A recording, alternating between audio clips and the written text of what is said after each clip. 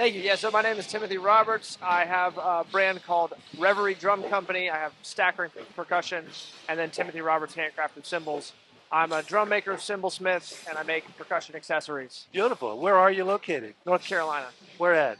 Winston-Salem. So, Oh, that's a great area. Yeah, great area, dead center of the state. Not too expensive as of now. How do we find you online? So my website is reveriedrums.com, and then I'm very active on Instagram, which is kind of how we all have to be these days. And if I want to buy your products, I go to you, I go to dealers, or how do you do that? Both. So I've got around between 5 and 10 dealers across the country, and then I sell direct.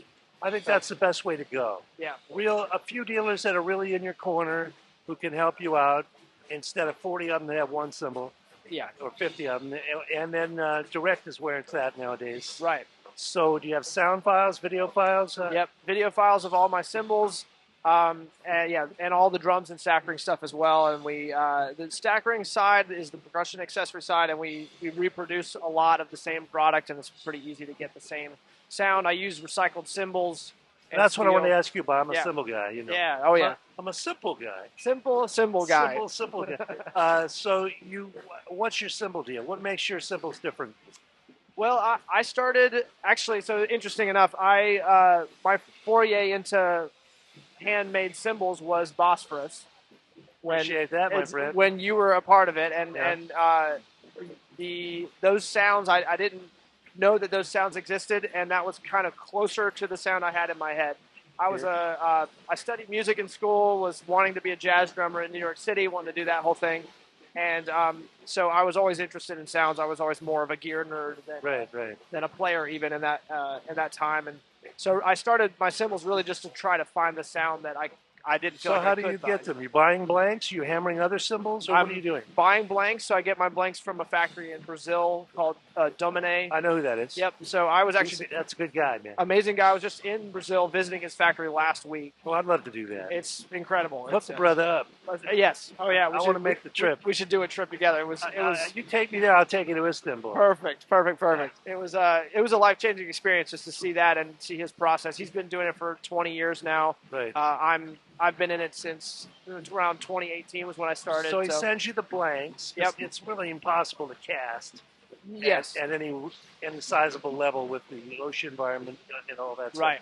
So you get the blanks, and then you hammer and lathe. And how'd you learn how to do all that? All trial and error. It was a lot of. I started actually first with modifying. So I would get cracked cymbals in and repair them. I would get cracked cymbals in and cut them up and make weird accessories. But I would get some in that just had the tiniest little edge crack, so I'd cut it out. Oh, it's a cymbal again. Right. From there, it was like, what if I take this hammer? What if I smack it on the bottom? What does that do? If I turn it over, I had a little barbell thing I flipped on its side. That was my first anvil.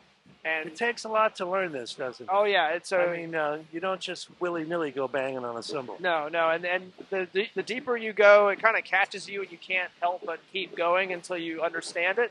And it takes years to understand. I used to ask the guys in Turkey, because they didn't play them, how do you know when they're done? And they would say, that's the mastery. We know, you'll never know. They would, yeah.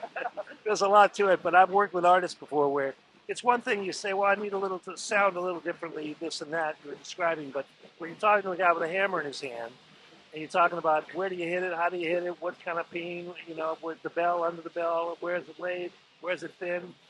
You really get into the weeds, yeah. And it's I don't know what you're talking about. I try to simplify it. I have a YouTube channel where I try to talk about cymbals and talk about their construction to help people understand it because it is very complicated. Great. What's that YouTube channel? Reverie Drum Companies. Reverie Drums. If you look that up on YouTube, you'll find it. And I try to figure out ways to boil it down simply. And a lot of it comes down to just the handmade process yields a darker, more complex sound. The machine-made process yields brighter, cleaner sounds. I never said machine-made was shit and handmade was the real deal. They're all fine. It's just what do you hear and what do you want to get. What I found was the sounds we were looking at, sounds like the kind of sounds you like, you can't make with machines. You can't, because it's too few strikes. Like they're going to press the shape, then they're going to use a machine to hit it a couple times. It's there's fewer compression points. When you sit down with a totally flat blank and you have to hammer it upwards of 1,000 times, every compression point is compressing the metal, making it darker and more complex. So, more complex, yeah. Right. So one's not better than another, but Yes. if you like that sound, that's how you get it. Exactly. And I Yeah. think the input of the online thing now, where everything's available online, has helped small independent companies like you to get your toehold. It has. Yeah. And there's also, I mean, there was a big shift in 2020 with COVID, and a lot of the bigger brands had major problems supplying their customers with their product and figuring out, you know, a lot of bigger brands had to lay off a lot of their staff. Yeah. I did very well with COVID because I was small enough to kind of shift and pivot. Yeah, are you a one-man shop or you have some staff? I was for years. I now have one apprentice and then another employee that helps me, and then my wife does a lot of the admin stuff. So we're small, Beautiful, man. tight knit, but it's a lot of fun. Well, you got a friend here. If I can ever help you, let me know. Amazing. I will. And certainly do that. look for my buddy here online. Yeah. And check out his pies. Thanks, y'all. Thank you.